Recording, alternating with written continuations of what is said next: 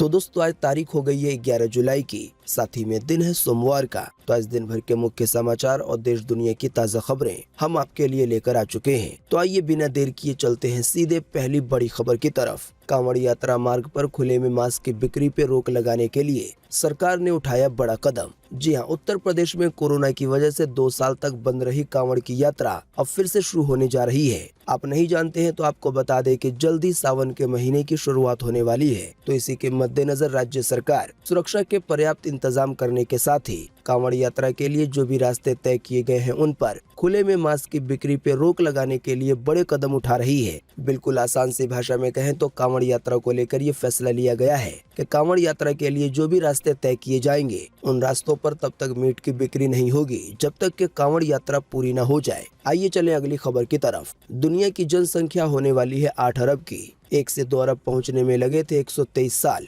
लेकिन अभी हाल ही में 6 से 7 अरब पहुंचने में लगे हैं केवल 12 साल। जी हां, एक दिन में 24 घंटे, 1 घंटे में 60 मिनट और हर मिनट में 270 बच्चे। इस रफ्तार के साथ साल 2023 में दुनिया की आबादी 8 अरब के आंकड़े को छू लेगी। जनसंख्या की बढ़ती रफ्तार को लेकर दैनिक भास्कर की तरफ से एक लिस्ट भी जारी की गई है, जिसे अभी आप अपनी स्क्रीन पर देख सकते हैं। इसमें आप बिल्कुल साफ देख सकते हैं कि साल 1804 में पहली बार पूरी दुनिया की आबादी 1 अरब हुई थी। फिर 1 अरब से 2 अरब होने में 123 साल लगे, यानी कि सन 1927 में दुनिया की आबादी 2 अरब हुई। फिर 2 अरब से 3 अरब होने में 33 साल लगे, यानी कि 1960 में दुनिया की आबादी हो गई 3 अरब की। इसके बाद 6 से 7 अरब होने में भी 12 साल लगे, यानी कि साल 2011 में पूरी दुनिया की जनसंख्या 7 अरब हो गई थी। दोस्तों इन आंकड़ों में एक और बात बड़े गौर करने की है कि जब से ईसवी कैलेंडर शुरू हुआ है तो उसके शुरू होने के 1800 साल बाद भी दुनिया की आबादी केवल 1 अरब थी, यानी कि 1800 साल में दुनिया की आबादी हुई केवल 1 अरब की। लेकिन पिछले लगभग केवल 200 सालों में दुनिया की आबादी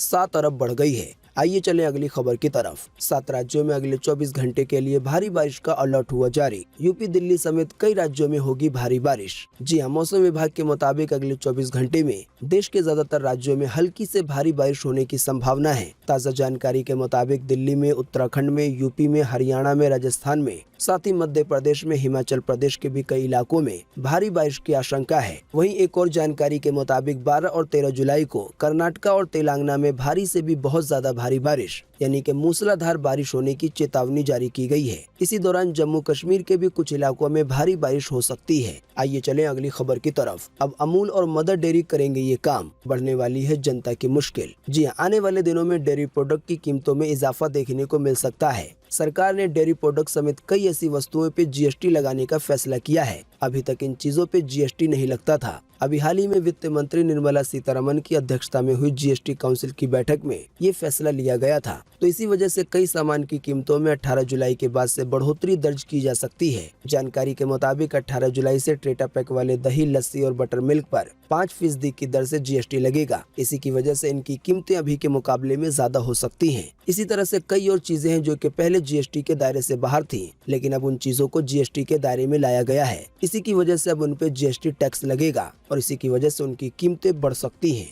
आइए चलें अगली खबर की तरफ। सस्ता हुआ सरसों तेल, आइए बताएं ज्यादा जानकारी। जी हां, देश के बाजारों में खाने वाले तेलों के भाव टूटने लगे हैं। पिछले हफ्ते विदेशी बाजारों में भी खाने के तेल के दाम में गिरावट आई थी। इसका असर अब तेल की खुदरा कीमतों पे जल्दी दिखना शुरू हो जाएगा। अभी हाल ही में पिछले हफ्ते सरकार ने भी तेल कंपनियों के प्रतिनिधियों को ये आदेश दिया था कि खाने वाले तेल के दाम कम किए जाएं। जानकारी के मुताबिक ऐसी संभावना है कि सरसों तेल की कीमत में 15 रुपए की कटौती की जा सकती है प्रति लीटर के हिसाब से। इस कटौती के बाद सरसों तेल का भाव लगभग 180 रुपए के करीब पहुंच जाएगा। आने वाले कुछ दिनों के बाद इस कटौती का फायदा जनता को मिलने लगेगा, यानी कि खुदरा दुकानों में अभी वाला स्टॉक खत्म होकर जब नया स्टॉक आएगा तो वो सस्ते में मिलेगा। दोस्तों अगली खबर के बारे में बताने से पहले आपसे एक छोटी सी रिक्वेस्ट है कि इस वीडियो को लाइक कर दें और शेयर कर दें, क्योंकि आपका लाइक और शेयर करना ही होता है हमारी मेहनत का फल। साथ ही जो लोग हमारे इस वीडियो को देख रहे हैं उनसे एक और रिक्वेस्ट है कि अगर अभी तक आपने हमारे इस चैनल सब कुछ सीखो जानो को सब्सक्राइब नहीं किया है तो सब्सक्राइब करके बेल के आइकन को दबाएं। अगर आप जानना चाहते हैं दिन भर के मुख्य समाचार रोजाना और साथ ही में सरकारी खबरें। आइए चलें अगली खबर की तरफ। मोदी सरकार फ्री में बांट रही है सिलाई मशीन, ऐसे कर सकते हैं अप्लाई। जी हाँ, देश की महिलाओं को आर्थिक रूप से मजबूत और स्वतंत्र बनाने के लिए सरकार कई तरह की योजनाएं चला रही है। इन्हीं में से एक है फ्री सिलाई मशीन योजना। इस स्कीम के सहारे सरकार की कोशिश है कि महिलाओं को अपनी आर्थिक जरूरतों को पूरा करने के लिए किसी और पर निर्भर न रहना पड़े। वो खुद अपने दम पर अपनी हर जरूरत को पूरा करने के लिए सक्षम बने और सशक्त बने। इसी मकसद को पूरा करने के लिए सरकार महिलाओं को फ्री में सिलाई मशीन देती है। आपको बता दें, ये जानकारी आज तक की तरफ से साझा की गई है। ताज़ा जानकारी के मुताबिक अब केंद्र यानी कि भारत सरकार की योजना देश के सभी राज्यों के लिए तैयार की गई है। सभी राज्य की 50,000 महिलाओं को बिल्कुल फ्री में सिलाई मशीन दी जाएगी और इसके लिए किसी भी तरह का पैसा नहीं लिया जाएगा। बताया गया है जिन महिलाओं की उम्र 20 से 40 साल के बीच में है वो इसके लिए अप्लाई कर सकती हैं। आपको बता दें, फ्री सिलाई मशीन पाने के लिए ऑनलाइन आवेदन किए जा सकते हैं। आवेदन करने की ऑफिशियल वेबसाइट है india.go.in। हालांकि आपको बता दें, इस योजना का फायदा उन्हीं महिलाओं को मिलेगा जिनके पति की कमाई 12,000 रुपए से कम होगी। बाकी ज्यादा जानकारी जो ऑफिशियल वेबसाइट बताई गई है वहाँ भी मिल जाएगी। आइए चले अगली खबर की तरफ। अब एक साथ 73 लाख पेंशन भोगियों को मिल सकेगी पेंशन। EPFO की बैठक में मिल सकती है मंजूरी। जी हाँ, कर्मचारी भविष्य निधि संगठन यानी कि EPFO के 73 लाख से ज्यादा पेंशन भोगियों को अब एक साथ पेंशन मिल सकेगी। इसके लिए केंद्रीय पेंशन वितरण प्रणाली की स्थापना करने की तैयारी है।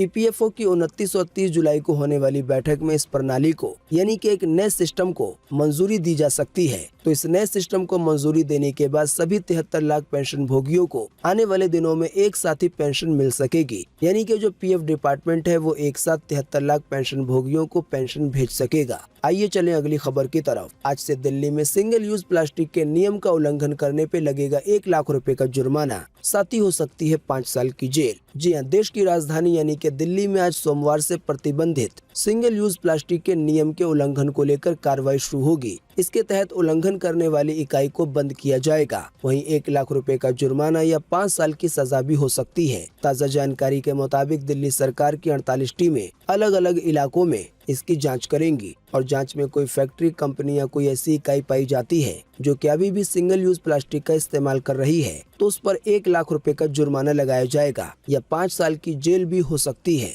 दोस्तों, वैसे आप में से अक्सर लोगों को पता होगा कि अभी हाल ही में 1 जुलाई से देश भर में सिंगल यूज प्लास्टिक को बैन कर दिया गया है। आपको बता दें, सिंगल यूज प्लास्टिक बिल्कुल अपने नाम की तरह होते हैं, यानी कि इनको एक बार इस्तेमाल करके फेंक दिया जाता है, ये दोबारा रिसाइकल नहीं होते। इसी की वजह से ये वातावरण को बहुत ज्यादा नुकसान पहुंचाते हैं। अगर आपने कभी 10 रुपए वाली फ्रूटी पी होगी तो उसके साथ जो एक पाइप आता है वो भी सिंगल यूज प्लास्टिक होता है। आइए चलें अगली खबर की तरफ। TMC विधायक के बिगड़े बोल, कहा श्रीलंका संकट की तरफ PM मोदी भी इस्तीफा देंगे और भाग जाएंगे। जी हां, भारत के पड़ोसी देश श्रीलंका के हाल बेहाल है। सरकार के खिलाफ प्रदर्शन कर रहे लोगों ने राष्ट्रपति भवन पे कब्जा जमा लिया है। इसी बीच ये भी अटकलें लगाई जा रही हैं कि राष्ट्रपति गोतबाया राजपक्षे ने देश छोड़ दिया है। श्रीलंका में जारी आर्थिक और राजनीतिक संकट के बीच कोलकाता में TMC विधायक इदरीस अली ने PM मोदी पर निशाना साधा है। उन्होंने कहा है कि श्रीलंका के राष्ट्रपति के साथ जो कुछ हुआ PM मोदी के भी साथ होगा। TMC विधायक ने कोलकाता में कहा कि भारत के हालात को देखे तो PM मोदी पूरी तरह से फेल है। फिर आगे TMC विधायक इदरीस ने कहा कि PM मोदी भी इस्तीफा देंगे और भाग जाएंगे। उनके इस बयान का एक वीडियो सोशल मीडिया पे बड़ी तेजी से वायरल हो रहा है। जाहिर बात है, TMC विधायक की तरफ से ये ऐसी बातें बोली गई हैं जो कि बहुत सारे लोगों को पसंद नहीं आ रही हैं। दोस्तों, वैसे आप नहीं जानते तो आपको बता दें कि जो हमारा पड़ोसी देश है श्रीलंका, उसके हालात बहुत ज्यादा बेहाल हो गए हैं। श्रीलंका पिछले कई महीनों से आर्थिक संकट से जूझ रहा है। आर्थिक संकट भी इतना भयानक है कि सरकार के पास तक से पैसे खत्म हो गए हैं। इसी की वजह से श्रीलंका में कई चीजों के दाम 4 गुना 5 गुना भी हो गए हैं। और अभी हाल ही में प्रदर्शनकारियों ने जो राष्ट्रपति भवन है श्रीलंका का, उस पर कब्जा जमा लिया। इसी बीच ये खबर आई कि जो श्रीलंका के राष्ट्रपति हैं गोतबाया, वो देश छोड़ के चले गए हैं। साथ ही में जो श्रीलंका के प्रधानमंत्री हैं उन्होंने भी इस्तीफा दे दिया है। हालांकि दोस्तों, इन सब के बावजूद भी जो श्रीलंका के हालात हैं, इनको लेकर भारतीय विदेश मंत्रालय की तरफ से कहा गया है कि भारत श्रीलंका के साथ खड़ा है। आइए चले अगली खबर की तरफ। आज से शुरू होगी अमरनाथ यात्रा। अभी हाल ही में शुक्रवार शाम को बादल फटने के बाद स्थगित कर दी गई थी। अब तक हो चुकी है 16 लोगों की मौत। जी हाँ, अमरनाथ यात्रा आज सोमवार से दोबारा शुरू हो रही है। अभी हाल ही में बीते शुक्रवार शाम को अमरनाथ गुफा के पास बादल फटने की वजह से कई लोगों की जान चली गई थी। असल में जब बादल फटता है तो बहुत सारा पानी नीचे आता है एक साथ, तो इसी पानी में कई सारे लोग बह गए। हालांकि पानी के तेज बहाव में जो बहने वाले लोग हैं वो अभी भी लापता हैं। जानकारी के मुताबिक 45 लोग अभी भी लापता हैं। 16 लोगों की मौतों के अलावा 35 लोग घायल भी मिले हैं। जिनको एयरलिफ्ट कर लिया गया है। दोस्तों अगली खबर के बारे में बताने से पहले आपके लिए एक बड़ा सर्वे और एक बड़ा सवाल, अगर आप इसमें हिस्सा लेंगे और इसका जवाब देंगे तो इससे काफी कुछ पता चलेगा। दोस्तों जैसा कि अभी हमने आपको थोड़ी देर पहले बताया कि जनसंख्या पूरी दुनिया की किस तरह से बढ़ रही है और इसकी रफ्तार कितनी ज्यादा है, तो दोस्तों आज का जो हमारा सर्वे और सवाल है वो इसी खबर को लेकर है। आपको इसी वीडियो के नीचे कमेंट बॉक्स में कमेंट करके बताना है कि दुनिया भर में इतनी तेजी से जनसंख्या बढ़ना फायदेमंद है या नुकसानदायक। इस पर आपकी पर्सनल राय क्या है? वीडियो को पूरा देखने के बाद इसी वीडियो के नीचे कमेंट बॉक्स में जरूर लिखें। आपके दिए हुए जवाब से काफी कुछ पता चलता है। आइए चले अगली खबर की तरफ। लोगों को मिलने जा रही है बड़ी सौगात, आज से शुरू होगा ये एक्सप्रेसवे।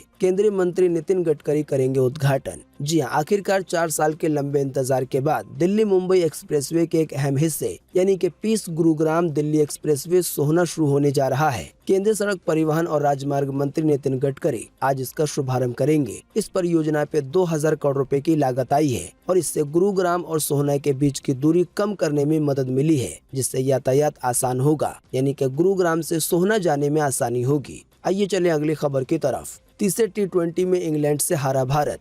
सूर्य कुमार के शतक के बावजूद 216 रन नहीं बना पाई टीम इंडिया। जी हां, इंग्लैंड ने तीसरे T20 मैच में भारत को 17 रन से हरा दिया है। टॉस जीतकर पहले बल्लेबाजी करते हुए इंग्लैंड की टीम ने 20 ओवर में 7 विकेट खोकर 215 रन बनाए। हालांकि इसके जवाब में भारतीय टीम 198 रन ही बना पाई और 17 रन से इस मैच को हार गई। हालांकि इसके बावजूद भी ये T20 की सीरीज भारत के नाम हुई है, क्योंकि इस सीरीज के 2 मैच पहले खेले गए थे और दोनों ही मैचों में भारत ने जीत दर्ज की थी। आइए चलें अगली खबर की तरफ। बीते रोज एक बार फिर से मिले 18,000 से ज्यादा नए मामले कोरोना वायरस के। इसी दौरान फिर गई है 42 लोगों की जान कोरोना के कारण। जी हां, बीते रोज लगभग 24 घंटे में एक बार फिर से 18,000 से ज्यादा नए मरीज मिले हैं कोरोना वायरस के। इन नए मामलों के मिलने के बाद अब देश में टोटल एक्टिव केसों की संख्या 1,28,690 हो गई है, यानी कि अब देश भर में कोरोना वायरस के इतने मरीज हो गए हैं। इन एक्टिव केसों में अभी हाल ही में पिछले 24 घंटे के दौरान 3600 से ज्यादा नए मामलों की बढ़ोतरी हुई है। बाकी जैसा कि हमने आपको बताया, इसी दौरान एक बार फिर से 42 लोगों की जान गई है कोरोना के कारण। हाँ, लेकिन अच्छी बात ये रही कि इसी दौरान 14,000 से ज्यादा लोग ठीक भी हुए हैं।